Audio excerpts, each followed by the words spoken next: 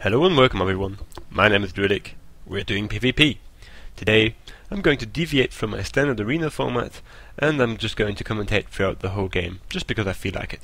So hopefully it won't be too distracting, as I will explain what is going on and a bit of the metagame going on in this game. So we are facing a unique challenge because we're playing against a other sniper, and he's got the exact same spec. So as you can see in a second, I just get stunned away right here because I wasn't entrenched fast enough, and this is where I have to take all of his crappy damage, which he had to deal. But unfortunately, I had got the guard, and I had several hots on me, so there was no problem to be had.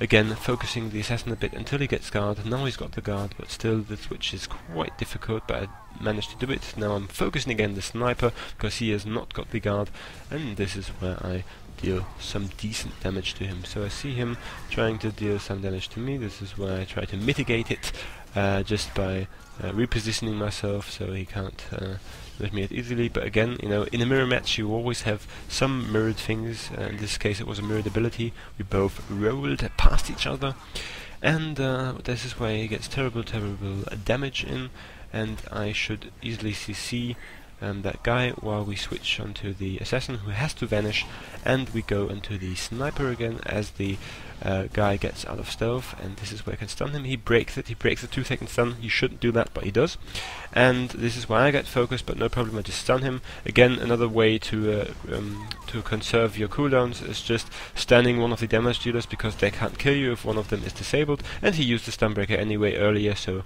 that is no problem. And this is where I say that we should focus the tank, and he's not ready for it. He didn't actually see that. Now I get some damage in there, but I get healed up, and this is where the tank dies. So that was a bit of a scary moment. If the other assassin had switched accordingly, I would have been dead. So they have to work on the communication in that regard. Otherwise, I didn't really watch myself over there. I just said, yeah, focus the tank, and that's why the tank died. So I think they were kind of occupied with the whole thing, with the everybody on Drewlik thing going on there. So that's why they didn't realize that we just bursted away their tank. Again, it could have misfired, so I could have died quite easily, because I didn't watch my HP too closely there. So if there would have been a good switch of the assassin, then I would have been dead. And this was an evening where we did lose 2 rounds against them, not consecutively. It was in 2 different games, but we did lose rounds. So they are decent enemies, and they are always coming back. And this is something which is very interesting about this whole thing.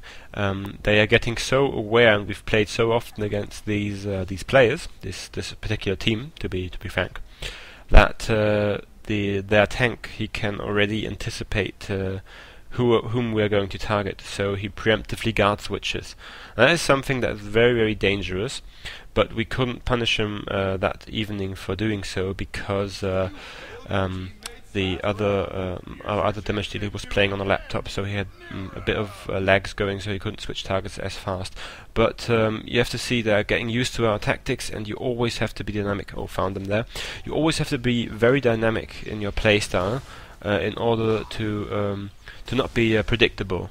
And we have gotten quite predictable in our switches, and on top of that we weren't able to do better switches to be more dynamic, because of this whole target switch lagging thing, which I just talked about. Not to excuse anything here, just saying that that it's very important that you always have one-upper. You always need a trick up your sleeve. You always need something new, because if you're playing against the same enemies, and you know how Star Wars Arena is, you know, you don't have that many teams, and if they get to know you, then and you get predictable, you don't change up your general tactic, then a problem can occur, because then they could just counter you. They could just find out how to beat you. And this is something which we do not want, obviously, because we want to win, and we always have to be on top of things. So even though on this evening we weren't on top of things, we still always aspire to do.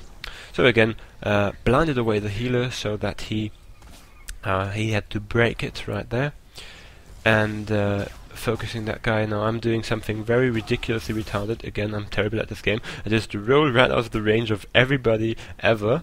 Luckily the tank is intelligent enough to jump after me and guard switch the guard right about now, so that I'm not in danger anymore. But I just isolated myself from the team, something you shouldn't do. I just did it because, you know, just Drewlik things.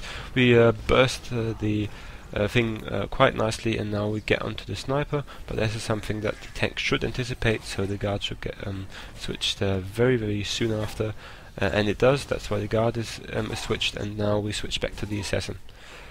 Again, I'm getting stunned all day long, so that I can't deal too much damage. This is where my entrench comes in, and now we should deal some nice, clean damage without me getting stunned away or anything of sorts.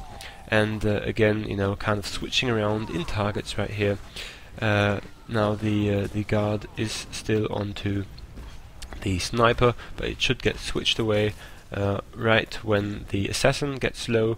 Now I tell my my other damage dealer, I tell him to stay on the assassin right here, so that I can kind of just pressurize the sniper. Now we kind of tried to burst the healer there, but he just vanished because, you know, that's what operators do. Now again, what I'm doing is I'm continuing to put on pressure onto the sniper. Now everybody thinks we are going to be on the sniper.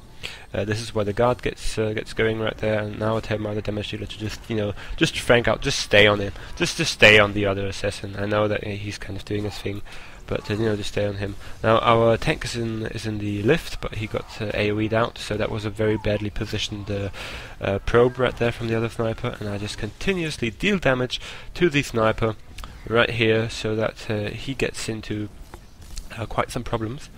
And I'm not sure when it's going to happen. Oh no, the gameplay actually lasts a bit longer, so we are having quite some problems here to get the damage in. As we actually would have to. Now we get him bursted quite low, but the guard gets switched. Now that's something very interesting, because we can't really switch. We used all of our abilities. Now the one guy, he had got his deflection and the resist, and the other guy, he had got the guard, so that was not very nice of him. Again, trying to burst away the sniper, and this is where the assassin died. Again, that was the tactic I was talking about earlier. It's just you know, that guy, he stayed on the assassin, whilst I I like to call it kind of confirming the guard. You know, if a guard is on the player and he doesn't take damage, you take that guard away. If he continues to take damage, I call it confirming the guard, because, you know, I'm attacking the guarded player, so that that guard has got a reason, got a purpose, and whilst I am kind of baiting out the guard on that player because he needs it, then another player can get bursted. Now I'm just doing a nifty little warbang trick, but it doesn't work because it's not 2.7 anymore, it's 2.10, and the warbang got patched out, but it still does terrible amounts of damage.